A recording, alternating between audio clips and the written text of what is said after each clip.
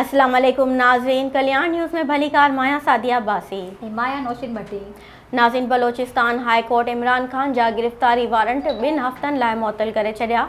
अदालत वाॻियल धुरियुनि खे नोटिस पिणु जारी करे छॾिया आहिनि। इमरान खान जे वकीलनि पारां PTI चेयरमैन जा गिरफ़्तारी वारंट जारी थियण ख़िलाफ़ अॼु बलोचिस्तान हाई कोर्ट में दरख़्वास्त दाख़िल कराई वई हुई। दरख़्वास्त में कोयटा जी बिजली रोड थाणे ते इमरान खान ख़िलाफ़ दाख़िल कयल केस खे कलअदम करार ॾियण जी इस्तदा कई वई। कोयटा पुलिस जी टीम साॻी केस में इमरान खान जी गिरफ़्तारी लाइ ज़मानत न थियण जोॻा वारंट खणी लाहौर पहुतल आहे।